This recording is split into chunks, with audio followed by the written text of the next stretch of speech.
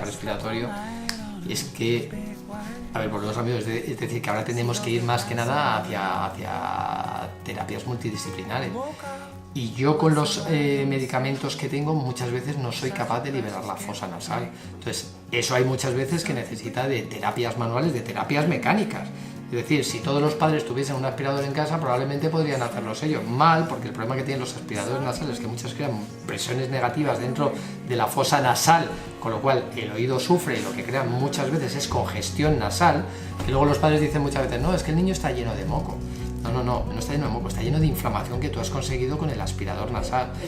Entonces es eso, el fisioterapeuta lo que nos va a conseguir es eso, es liberar la fosa nasal de forma mecánica que nosotros con lo que tenemos no podemos hacerlo. Así es que... Y ya no solo eso, no solo liberar, volvemos a lo mismo.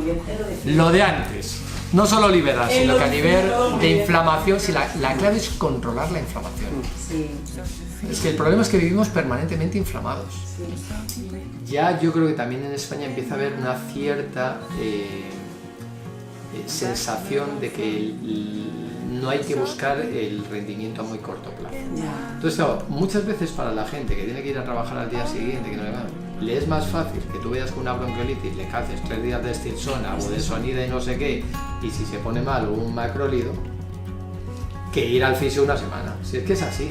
Entonces, el problema es que hasta que la gente no se dé cuenta de la problemática, los efectos secundarios que tienen, por ejemplo, la sobreutilización de inhaladores o la sobreutilización de antibióticos en la edad infantil, pues entonces es que apaga y vámonos.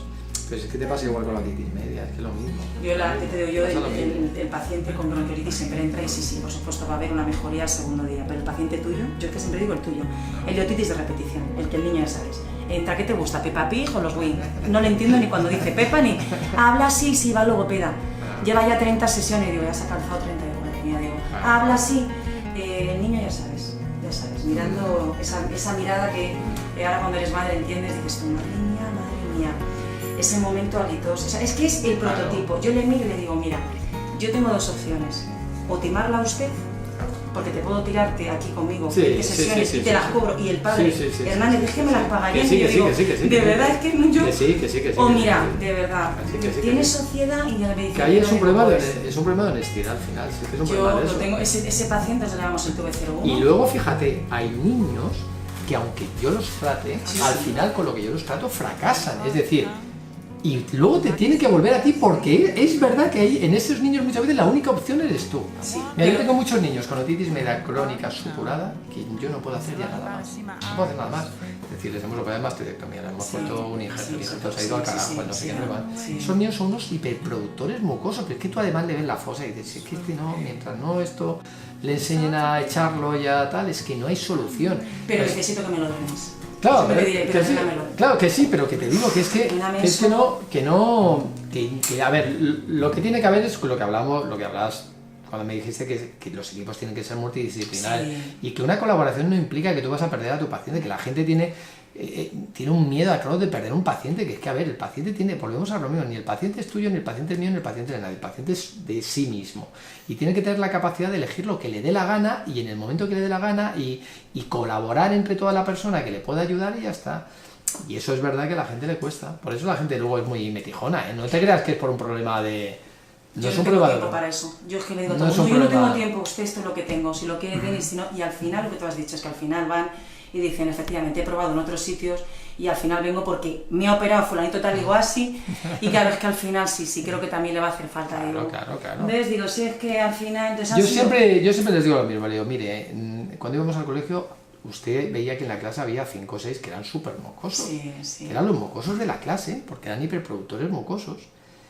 Y es que eso es así, es decir, sus mucoproteínas son así, es decir, no todos tenemos las mismas mucinas en el moco nasal, cada uno expresa genéticamente determinadas mucinas, con lo cual los mocos no son iguales. Y hay algunos que son más patológicos para determinadas enfermedades que otras, y hay veces que la cirugía ahí les hace algo, y hay otras veces que la cirugía no les hace absolutamente nada, con lo cual lo único que podemos hacer es evacuar todo eso. No, ya la gente ya sabe. Te vuelvo a repetir, yo creo que la gente que quiere muchas veces resultados a muy corto plazo, es imposible. Es imposible. Los niños hasta los 6 años y pico van a ser así, porque inmunológicamente también son así.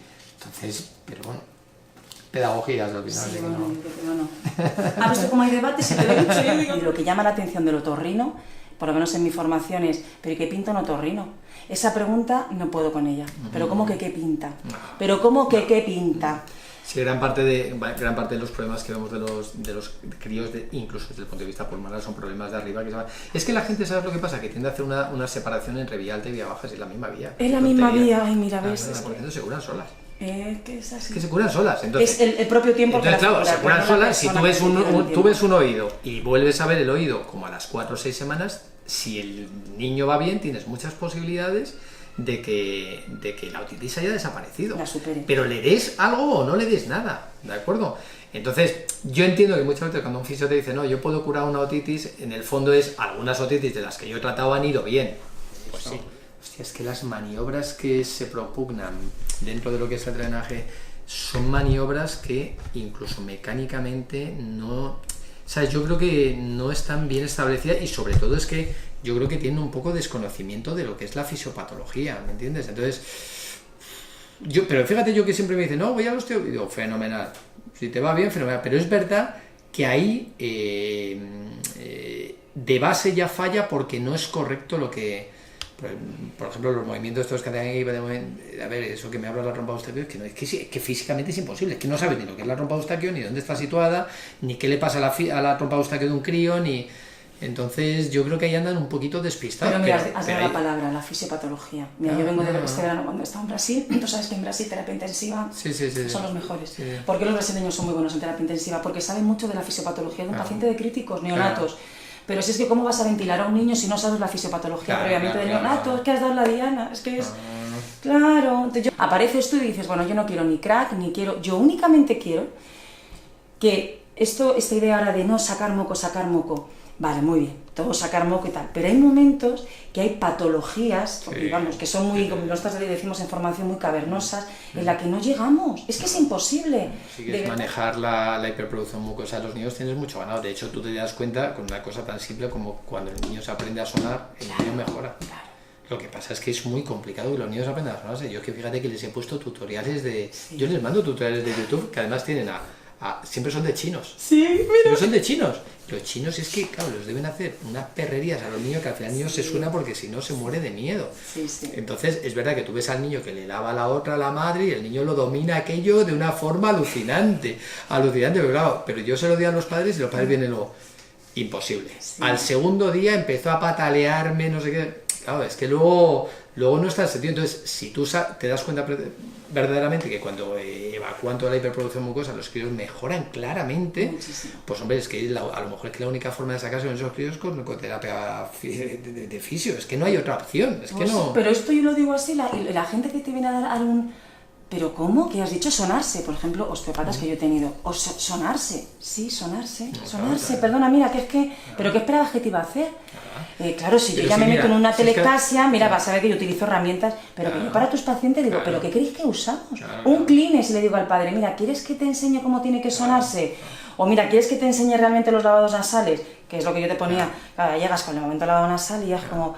¿Pero qué crees que yo te iba a enseñar? También tengo una cosa, también es un problema de la educación que damos a nuestros hijos. Ahí se mezcla todo. Es decir, ahora estamos en la fase donde los padres no quieren hacer sufrir nada a sus hijos. Que me parece muy bien, que nos ha pasado a todos. Que si yo soy el primero que he intentado Pero es verdad que hay determinadas cosas que tienes que hacer por su bien. Es decir, si el niño no se lava absolutamente nada y está totalmente bloqueado de nariz todo el día, no va a parar de tener problemas respiratorios, secreción mucosa, acúmulo de bacterias anaerobias, porque aquello ya es un totum revolutum donde no entra nada de oxígeno, patología, inflamación, cuanto más inflamación más entras a un círculo vicioso que no hay que lo solucione. Y tú sabes que el llanto... Claro, pero el problema es ese. El flujo a mí me viene, el problema, ahora tienes también la otra corriente, ese. No, es que soy muy brutos. Exorcismo, van a llegar a decir, digo, ¿exorcismo? Digo, por favor, pero mira, esa, de verdad, pues cuando he visto el dibujo he dicho yo, madre mía. Digo, exorcismo, yo mis hijos, bueno, ¿qué te voy a decir? Es que... No, pero además tú en este aspecto, tú por ejemplo, viene la gente que viene de Francia y todo eso, claro, es una cosa que lo tiene en su ADN, entonces, claro, sabes, el problema de esto es un problema que todavía la gente no lo tiene en su ADN. Y sobre todo, y una cosa importante es que, volvemos a lo mismo, todavía España es un país muy de medicina pública. Muy de medicina pública, aunque el 35% de la asistencia sea medicina privada, es muy de medicina pública. ¿Qué es lo que pasa? Que una cosa que no está en el orden del día de la medicina pública hace al paciente desconfiar. Te hace desconfiar, porque dices, joder, si esto si es solo por privado, yo no me fío nada. No me fío nada porque esto debe tener alguna cosa, porque si no la pública lo cobraría. La gente no se da cuenta que es que, claro, la pública hay dinero para lo que hay, no se puede cubrir todas las cosas porque no hay dinero.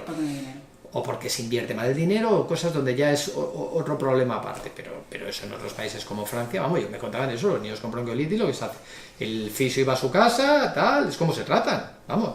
Yo cuando he estado con otorrinos de allí... Y tú lo sabes, o sea, claro. Allí yo la idea que me traje de negocio, que la gente, claro, te dice, ¿cuál es el secreto? Digo, pues yo es que el secreto que trabajaba en Necker, echaba muchas horas, claro, digo, claro, echaba todas las guardias. Pero allí hacíais mucha asistencia a domicilio, ¿no? Se hace mucha, sí, es como, por ejemplo, Brasil, se hace mucha asistencia a domicilio, que es otra... Claro. Que has dado en la... Es que es otra mentalidad. Claro, es que no tiene bajarte al gabinete, a tu gabinete de quine respiratoria es como, bueno, el niño tiene un catarrito, la famoso catarrito de Vialta, que yo esa palabra la llevo, que digo, ay, catarrito, y el niño tiene una bronquiolitis, y digo, catarrito es bajar, y es lo que tú has dicho, es cultural. O sea, la madre no llama al pediatra, primero te llama a ti y tú dices, hombre, tienes que ir también al pediatra, pero ya, ¿sabes? No, y luego hay muy pocos estudios de fisio en mi especialidad enfocados a la ORL. Hay muy pocos. Que es que no hay, es que ella es la única que más ha estado no expandida, que es la DRR, y claro, yo lo que he visto con esas técnicas, doctor, yo te digo lo que yo veo. Al cabo de, venga, ¿cuántos pacientes acabo de lo que te he dicho? Es que al final es una cuestión de pacientes. Si yo veo 20 y el otro ve 1, es normal que yo diga, si yo no sé más que tú, es una cuestión de que 20 niños al día, mira, llega ya un momento en que no soy mejor que nadie. No, pero a ver, que es como todo, ¿por quién hace mejor? ¿El que hace 20 parras de pan o el que hace una? Madre mía, ya 20, yo dije, oye, yo creo que esto ya del 20, digo, no, yo creo que esto no le está yendo bien. Que era todo lo contrario, si antes enseñábamos a sonar con la nasoaspiración, haciendo esto.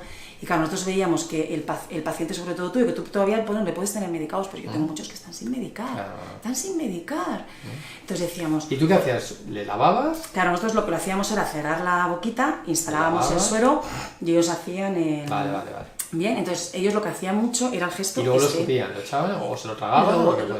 O lo bien lo deglutían, o bien lo que hacíamos era con la tos ya, lo generábamos y lo expulsábamos. Vale. Pero lo que no controlábamos era el flujo que tú mandabas, el turbulento, el que mandabas al oído. Claro. Eso tiene que haber. Entonces, un oído que está sano, bronquiolitis típica, ya sabes, 6 meses, bien. Pero es que el paciente tuyo no suele ser el de 6 meses solamente. El que ya tiene... Es más raro. Suele ser ya un niño que ya viene con un daño en el oído. Bueno, sí, generalmente... A ver, es verdad que hoy en día con el acceso precoz a la guardería ves otitis con 7 meses, con 8 meses. Bueno. De hecho, estamos empezando a ver otitis con un mes, cosa que es una cosa... Porque antes no se pensaba que eso podía existir, fundamentalmente porque el niño ha recibido inmunoglobulinas de la madre, el niño está en una... Pero es verdad que como cada vez tienen hermanos en edad de guardería y eso, actúan como transmisores y se infectan a edades muy tempranas. Muy tempranas. Pues yo estaba acostumbrada más a una edad un poquito más grande. No, ahora ya se empieza a ver, que ves niños supurando con 1 y 2 meses. Una cosa que tú decías, bueno, es que no me puedo creer esto. Pero ahora es verdad que ha cambiado. Probablemente haya más factores que no conocemos, probablemente tenga que ver mucho los gases de efecto invernadero que tenemos en las ciudades, muchísimo, porque son muy irritantes y son muy proinflamatorios. Y yo también creo que tiene mucho que ver la edad de la madre. O sea, yo, por ejemplo, la mayoría son partos múltiples. Claro. Hombre, también ahora está muy ha aumentado el número de cesáreas, con lo cual la flora intestinal en los niños por vía de cesárea no es igual que los de parto vaginal. Es decir, ¿sabes lo que pasa? Que además la otitis media claramente es una patología súper multifactorial. Es decir, depende, tú tienes familias de otíticos, porque el padre tuvo un colestatoma, la madre, porque anatómicamente ellos son tendentes, porque es decir, la anatomía en el ser humano es lo que te hace tendente a hacer otitis media. Sí, la forma tuya. La forma del cráneo, es decir, desde que nosotros dejamos de ser monos y perdimos el prognatismo y tuvimos un aplanamiento facial, eso te condicionó a que tuvieses mucha más incidencia de otitis media. Pues igual que pasa con los perros, con los spaniel que son así, frente a un pastor alemán que no tiene otitis. Bueno, pues los spaniel tienen muchas otitis media, porque como la trompa de Eustaquio, con ese cambio de conformación de la base del cráneo y de los huesos del maxilar y del mandibular, la trompa de Eustaquio cambia, pues eres más tendente a ello. Otros son, como te digo, por alteraciones genéticas de factores que probablemente ahora ni sepamos, es decir, pues de cómo son las mucinas, cómo son las acuoporinas, cómo son su inmunidad innata, Entonces, hay un montón de factores que ni sabemos. que ni sabemos. Entonces, al final, pues oye, yo creo que tienes que intentar hacer todas aquellas maniobras que tengan menos efectos secundarios. Sí. Yo creo que desaprovechar la fisio es una bobada. Sí. También es verdad que yo tengo muchos amigos fisios, y entonces, claro, ellos me han contado cosas que yo antes no sabía. Sí. Claro. Sí. Yo en la única línea en la que estamos ahí, yo estoy siendo un poco más, estoy siendo más crítica. ¿Hasta qué punto a un niño, ya te digo, tumbarle, girar? A ver, el problema de eso es que en esa posición la trompa de Eustaquio está muy abierta. Hombre, súper. A ver, bueno, no es que esté muy abierta, porque la trompa de Eustaquio de los críos no se abre bien.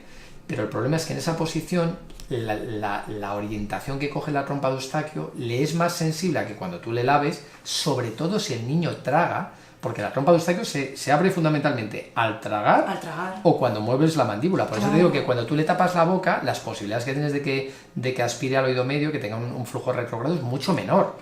Por eso yo a los padres les digo, ¿cómo le digo? Pues mira, dile al niño que abra la boca y que no trague en ningún momento. Claro. Y lo que se ve vaya para adentro, y no lo escupa. Pero claro, si tú le lavas y en ese momento el niño se traga, pues se lo puedes meter. Pues bueno, pues sí, pues es que son cosas que tienes que enseñar a la gente, ¿no?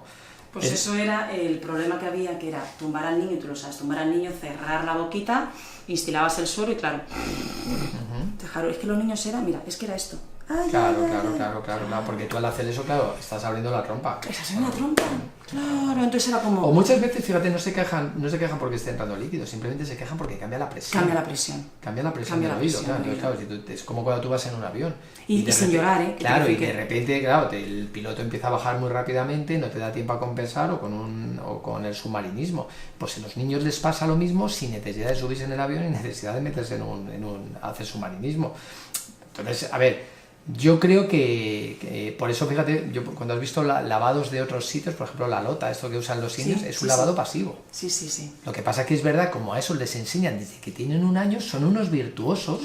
Claro, ellos cogen, se lavan, les entra por un lado, se sale por otro de forma continua, claro. Y mira, sentaditos, claro, echados hacia adelante, con una cultura, un saber estar, sin llorar, por la mañana, No, ellos se lavan la fosa todos los días. Todos los días. También es verdad que para ellos tienen un condicionamiento religioso, porque es verdad que dentro de sus abluciones pues está el lavado nasal, y que eso también les hace que por narices tengan que aprenderlo, pero bueno, es que...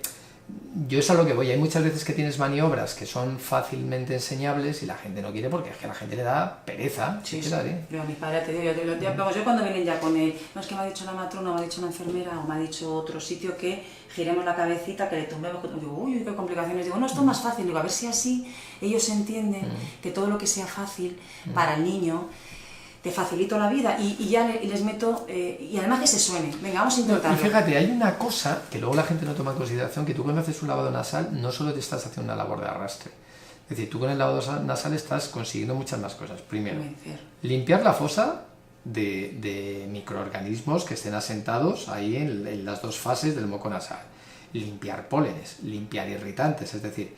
Y además consigues que si luego tú quieres hacer una medicación, pues cosas que hay para la nariz, incluso cuando tú te has que usar un corticoide, la absorción va a ser infinitamente mejor si tú tienes un lavado bueno. Es decir, no solo es una labor de arrastre, que la gente, no, es que solo es para arrastrar. No. Tiene mucho efecto antiinflamatorio. Es decir, tú cuando lavas con agua hipertónica, es decir, como tiene mucha más sal, lo que consigues es disminuir el edema de la fosa nasal.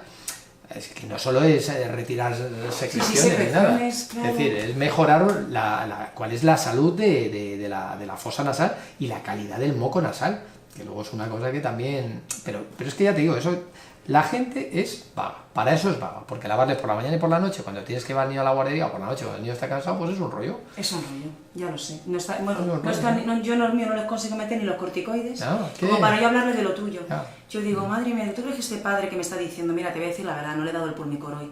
¿Ves? A mí me ven como que yo le evito la medicación, pues es un tema que con Luna lo llevo a rajar. Claro. O sea, Luna, no. Jamás va a salir de mí, es que jamás. No, lo que pasa es que volvemos a lo mismo, hay padres que luego dicen, joder, el niño está bien, pues se lo voy a quitar. Claro. Que tampoco me parece mal. Es decir, yo a un padre que le manda un tratamiento, va contigo, se trata bien, el niño está bien, entiendo que el padre no le dé la medicación porque eso la tiene que dar. A ver, que no me parece mal. Es decir, pero otra cosa... mentalidad, el problema está que si el que está sentado no tiene tu mentalidad, cree que hemos sido nosotros. Entonces ya creamos una rivalidad que digo, ay, que no aparezca rivalidad. Yo no se lo he dicho. Decimos... Yo me vienen muchos padres, ay, me vas a regañar porque yo no te voy a regañar nada. Claro. No se lo has dado, ha sido tu decisión por el bien de tu hijo. Me parece fenomenal. Venga, vamos a ver cómo está. Claro. Y ya está. ¿Yo qué le tengo que decir a un padre? Le tengo que decir le tengo que enseñar a, oye, chicas, si no te piden carne para tener hijos, yo no soy quien para... Pero con esa mentalidad hay muchos que creen que somos nosotros los fisios los que les decimos, no, tú no le des esto. Yo, vamos, es que, vamos... Bueno, pues, pero es un poco, yo creo que eso va en la línea de que al médico todavía, como nos creemos muy el gurú de la tribu, pues como eran los sabios de la tribu, médicos, ¿qué problema tenemos? Que cuando alguien se mete en una parcela de tu trabajo, generalmente siempre creamos una resistencia. Siempre. Pues posiblemente sí. Siempre. Sí. Siempre. Yo, desde luego, a mis alumnos lo vas a ver, que la parte en la que más me escasea la formación es en ORL. Es decir, es un tema que si tú tienes que ser el gurú, diré, no, claro, es que él es el gurú. Habrá que ir a preguntarle al gurú, habrá que decirle.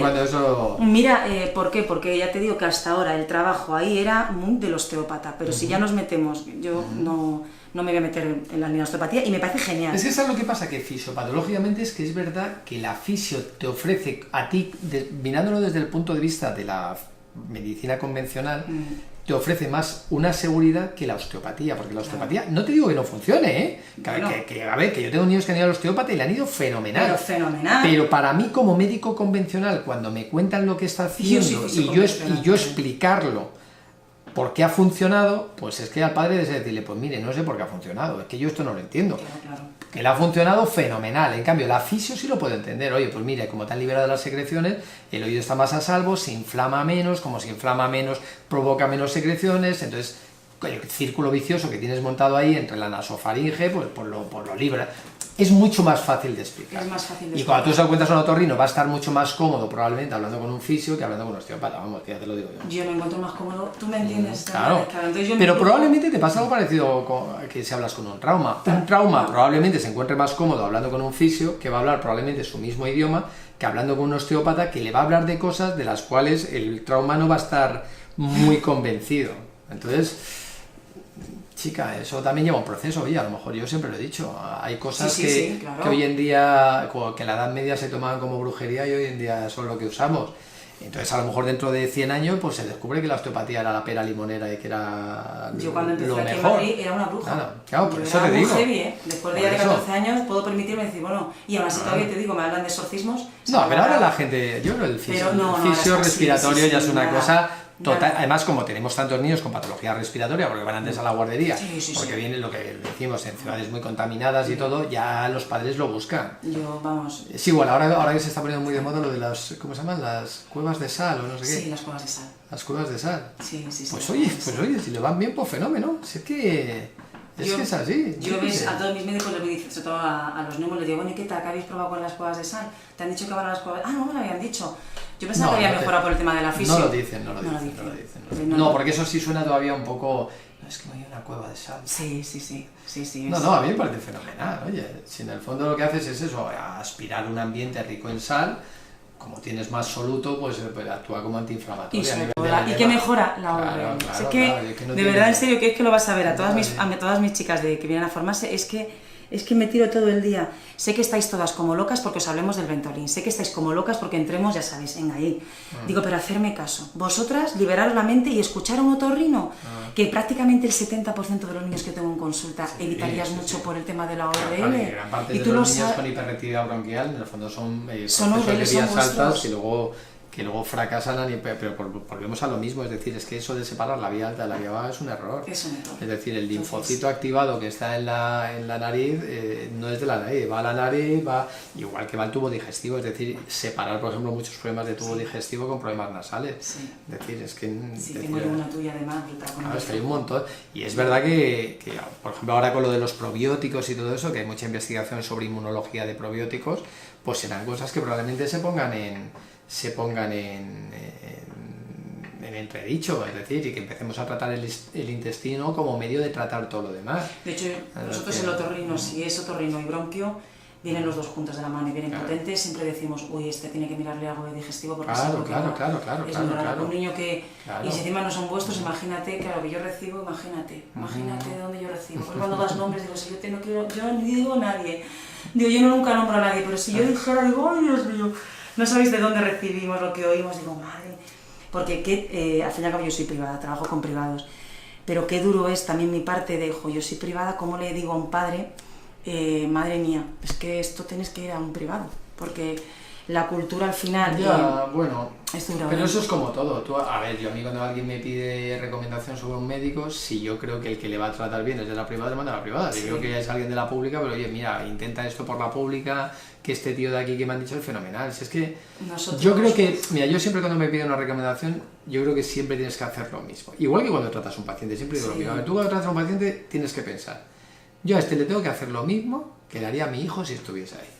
Y cuando tú das una recomendación sobre un médico, dices, a ver, si yo tuviese este problema, ¿a quién me iría? Sí. Y ya está. Sí. Y así no te equivocas. El euro, claro, sí, yo lo entiendo. Claro, al final, claro, nosotros nos creemos, y tú ves la gente, no, pues no entiendo por qué nosotros no lo hacen. Pues mira, porque estas cosas a escala son carísimas.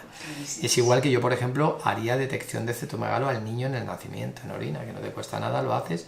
¿Por qué? Porque muchos niños que pasan el screening y son citomegalopositivos y pasan desapercibidos, claro, empiezan con pérdidas auditivas a los 2 años. Si tú diagnosticas una pérdida auditiva, bueno, si pasa el screening, el problema que tienes es que ya lo pierdes de vista, porque tú ya lo das como sano. El niño puede ir perdiendo, porque la pérdida por citomegalovirus muchas veces es progresiva o sea, no es en la primera etapa, ¿no? La pérdida no tiene por qué, no tiene por qué. No tiene por qué. La expresión de la pérdida auditiva del citomegalovirus es de todas las formas que te puedas imaginar. Pero la suerte que tienes con el citomegalo es que es de las pocas pérdidas neurosensoriales que tienen tratamiento médico. Porque tienen tratamiento con antivirales, ¿de acuerdo? Claro, sí. Pero si no los diagnosticas se pasa desapercibido. Entonces, claro, tú dices, a ver, ¿cuántos niños nacen en España? ¿500.000 al año? ¿Cuánto vale cada análisis de esto? ¿5 euros? Que es un pasturcio, es que no...